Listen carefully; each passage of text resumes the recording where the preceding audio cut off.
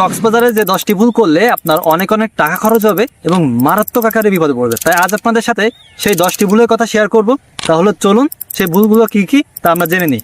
1 নম্বর ভুল, আপনি যখন কক্সবাজারে যাবেন তখন রেল স্টেশন, বিমানবন্দর অথবা বাস স্ট্যান্ড থেকে নামার পর অবশ্যই গাড়িতে উঠবেন।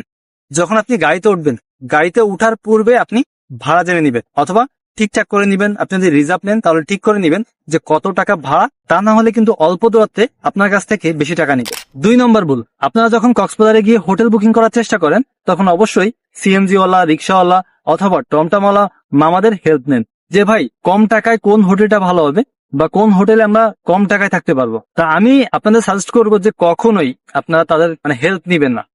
হেল্প নিলেই আপনি কিন্তু বেশি টাকা দিয়ে রুম নিতে হবে। আপনাকে যে রুম তারা দিবে বা যে হোটেলে তারা বুকিং করাই দিবে তখন কিন্তু তারা মোটা অঙ্কের একটা টাকা পাবে, যেটাকে আমরা বলি কমিশন। তাই আপনারা চেষ্টা করবেন অগ্রিম বুকিং দিয়ে তারপরে কক্সবাজার ট্যুরে আসার জন্য।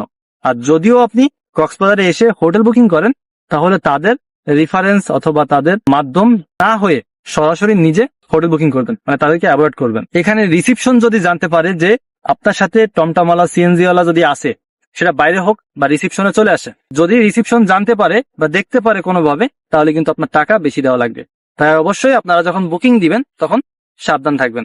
3 নম্বর ভুল, আপনারা যখন কম টাকায় হোটেল বুকিং করার চেষ্টা করেন তখন কিন্তু অনেকেই অনেক ভিতরে চলে যায় এবং নিরাপদ নাই এমন একটি হোটেলে রুম বুকিং করে। তা আমি আপনাদের বারবার বলবো, যেখানে যে হোটেলটা নিরাপদ না আপনারা ওই হোটেল কখনোই বুকিং করবেন না। 500 টাকা বেশি গেলেও আপনি নিরাপদ জায়গায় থাকার চেষ্টা করবেন।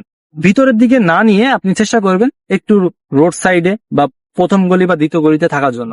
আর আমি সাজেস্ট করবো সুগন্ধা অথবা কলাতলিতে আপনারা রুম বুকিং করার জন্য। যখন আপনি হোটেল বুকিং করবেন, হোটেলের পরিবেশ, ম্যানেজমেন্ট, আপনি রিসিপশনে গেলে আপনি টের পাবেন যে হোটেলটা কতটা ভালো এবং কতটা মানসম্মত। আশা করি বুঝতে পারছেন। 4 নাম্বার ভুল, আপনারা কক্সবাজারে যাওয়ার পর কক্সবাজারে কিন্তু দেখবেন অনেক অনেক হোটেল আছে, রেস্টুরেন্ট আছে, খাবার হোটেল আর কি। তাই এই খাবার হোটেলে বা রেস্টুরেন্টে যাওয়ার পর আপনারা কিন্তু মেনু কার্ড দেখবেন বা প্যাকেজ দেখবেন। ম্যাক্সিমাম হোটেলেই, রেস্টুরেন্টেই কিন্তু প্যাকেজ চলে। আপনার 120 টাকা, 30 টাকা, 50 টাকা, 200, 300, 400, 500 টাকার কিন্তু প্যাকেজ আছে। এখন সেই ক্ষেত্রে এই প্যাকেজের যে আপনি নিচ্ছেন, এই প্যাকেজটা দাম অনুযায়ী খাবারের মান ঠিক আছে কিনা এটা অবশ্যই আপনার যাচাই করা উচিত। আর অবশ্যই আপনি দাম তো দেখেই আপনি অর্ডার দিবেন। যদি সম্ভব হয় আপনি টেস্ট অথবা খাবার দেখে নিবেন। হোটেলে যারা রয়েছে তারা যদি আপনি বলেন যে আপনি যে মাছটা অর্ডার করবেন বা যে ভর্তাটা আপনি অর্ডার করবেন সেটা আপনি বলবেন যে একটু দেখান, আপনাকে অবশ্যই তারা দেখাবে।